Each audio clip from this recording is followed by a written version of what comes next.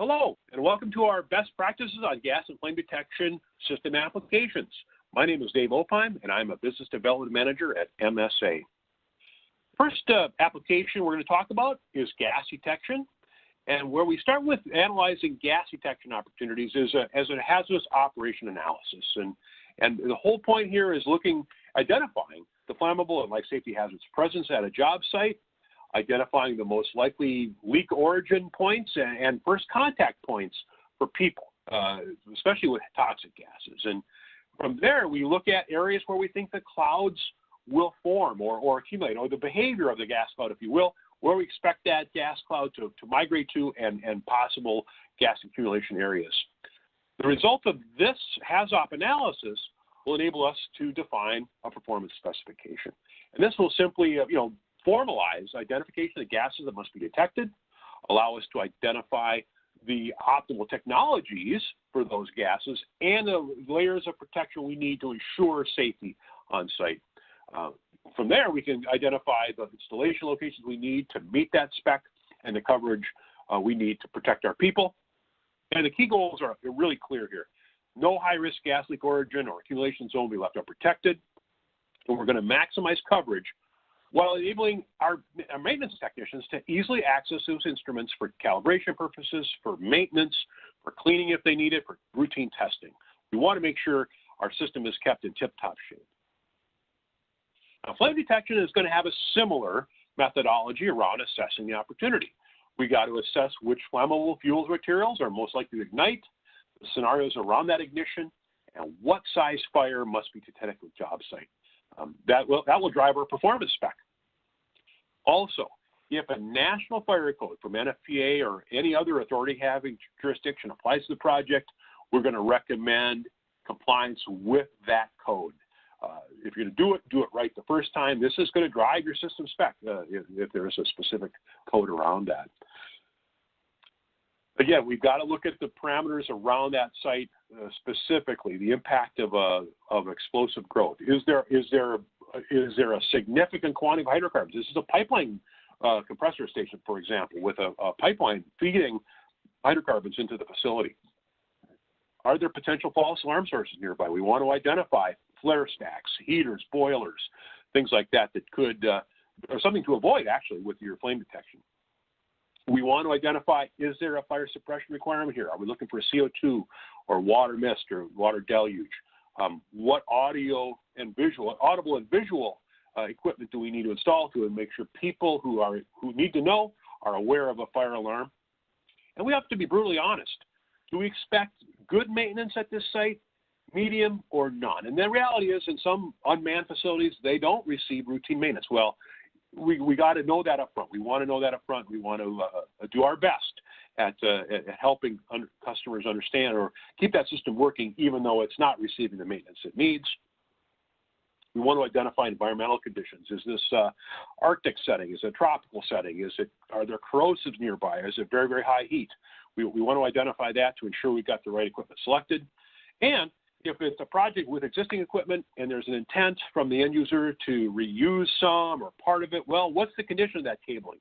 What's the condition or the rating of that power supply, and so on. We want to make sure if there's the expectation to leverage existing hardware that we've got it's actually acceptable. Now, the next slide is going to just show you a gas detection application example. In this case, it was a loading terminal with a railroad across the top. You've got some storage tanks in the middle, and then pumps and a reactor across the bottom. The first step in this application was ensure the vapor density of the vapors to be detected is identified. In this case, we're talking isopropyl alcohol.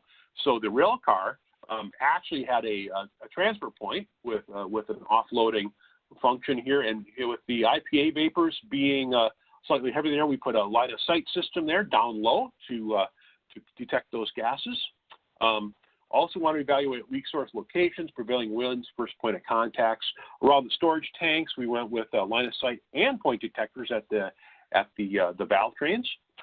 We also want to consider, again, complementary technologies to leverage early warning and accommodate for, again, the challenges around wind direction and behavior of that gas cloud. The next slide is a flame detection application example. And again, a 4-lane tanker loading rack. And with the quick summary here, the connection points on this loading facility were down low on the right side of these vehicles. So you can see our flame detectors have got placement options that optimize the field of view to those connection points. And so with these tanker loading racks, basically hose connections being down low on the right side, you can see the center axis, which is the axis of maximum sensitivity, is aimed where we think that fire is most likely to start, which again, with this scenario, it's going to be a spill fire or a spill around that connection point, and an ignition typically from a static discharge of energy, igniting that fuel spill. So you can see it's very repeated here on each lane. We've got 2 detectors coming back towards center. We kept these detectors accessible for maintenance, meaning they're not too high up. We're not trying to cover everything. We're trying to, again, identify and use those fields of view as efficiently as possible while keeping them accessible. We want to make sure in our logbook we've got documentation of our locations and aim points, so we can replicate those angles if a detector gets bumped or taken down for any reason. And this arrangement will support a cross-zone voting coverage if we're going to use a suppression system. So basically, we can require that both detectors must be in alarm simultaneously before we trigger a discharge of firefighting foam or some other, or water, whatever is going to be used as a suppression agent. So best practices around installation. I want to talk briefly about mechanical and electrical considerations on the mechanical side. Before you install a detector of any type, make sure that's a solid, robust mounting location. We've got a good structure identified for our detector. If we're going to use conduit to bring power to that instrument and signals out of it, make sure that it's compliant with requirements. And with conduit, these systems accumulate water. It's inevitable. So it's better to control that condensation using seals and breathers and drains, if you will, to let that water basically condense out and get it out of there. And then pour your conduit seals as well at the proper locations in compliance with the hazardous area requirements.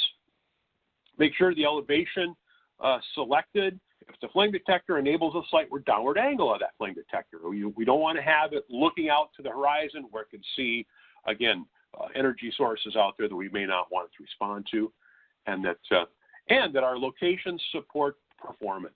We're not having detectors so far away; they're really leaving big gaps in our coverage approach. On the electrical side, make sure the power supply that's been selected for this system is properly sized with the proper rating. We've got it in a location that supports the required voltage at the part of this location. We don't have voltage drop causing the operating voltage to drop below the minimum acceptable level.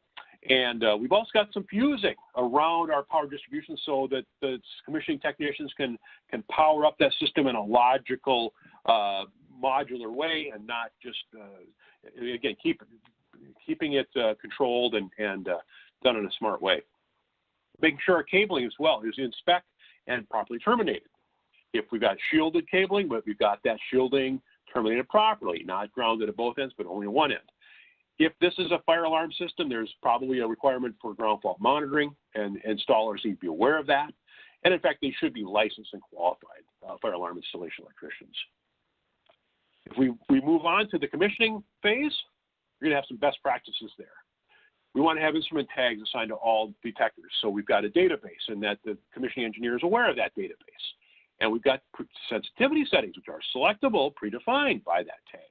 But we've got a coverage map for that commissioning engineer, understanding where we got these guys installed, what their alignment angles, what their area of coverage is intended to be.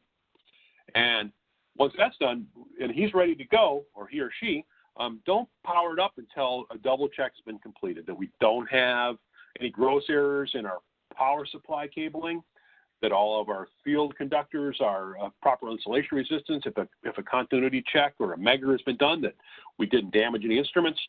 And it seems common sense, but I've seen it. No exposed power conductors, no open junction boxes, no, again, gross errors that have been just didn't get done, and they were truly ready for power. Once that system has been powered up and we've got a fault-free system, then the process of aligning or testing detectors can occur. Around operation and maintenance, we have requirements for a logbook. Every system should have a maintenance logbook with every event logged by instrument tag, and this includes visual inspections, performance tests, alarms, and faults and cleaning activities. And this should be logged by date and by time and by operator or maintenance tech, so that we actually have a bit of a history on who's managing our system in compliance with the best practices. And every system, regardless of manufacturer, regardless of type, needs a routine visual inspection, where on a frequent basis, somebody's looking at the faceplate LEDs on the instrument, be it a gas detector or a flame detector, for normal condition or trouble condition or gas level or whatever the parameter is, that we don't have foreign material or obstructions that could block the field of view or block the gas path to a gas sensor, that angle of alignment appears normal, and that we've got a procedure around our routine inspection and our systems testing to just make sure we can get alarms. We know that system is going to create an alarm that can be routed to anybody who needs to know. So if I go back to the commissioning point of a discussion, I want to talk a little bit about that mapping of coverage. So that commissioning engineer does need to be aware of how the detectors are intended to be aligned, or especially the flame or gas detectors are intended to be installed for the area of coverage. And so this starts with a plot plan of the area to be protected. And it's going to show, it should always show, either the process flow diagram, at least the major equipment and materials. This will include things like pumps, compressors, tanks or vessels, heat exchangers, and so on. And my little example here, I've got 3 pumps, and they're shown here by the green arrows. So we've got three pump skids, and there are 2 across the top. We've got 2 pumps, and then the skid on the left has got 3. And so the next slide will show you the coverage provided by 2 flame detectors of those 3 pumps. And across the bottom, it shows you the grade of the flame coverage, where you've got a 4% shown by the green, 68% in the basically two double detectors by the green, if you will. Yellow is a single detector, and then red is no detection coverage. And so this is just showing you the coverage provided of those 3 process pumps skids by our flame detectors. And then the third panel is going to show the impact of adding a 3rd detector, and how now our redundant coverage has increased significantly to 34%, our single coverage by 47%, and no by the red. But so this is a way of mapping, showing the coverage provided by a flame detection system. We've got similar opportunity with gas detectors as well. So keys to performing or achieving a high-performing system include identification and following the best practices around HAZOP analysis, leakage or ignition scenario analysis, identifying the best places to install your detectors and the coverage they can provide, making sure we've got the right and proper mechanical electrical installation considerations identified and communicated to our team. Then we have good commissioning and routine performance testing identified, requirements around that. We know the operations and maintenance folks are trained properly on how to manage that system. So that concludes my presentation today on flame and gas detection system best practices. I do have some recommended complimentary webinars on gas detection technology and flame detection technologies overviews. These are found at the MSA Safety YouTube channel, and specifically our fixed gas and flame detection playlist.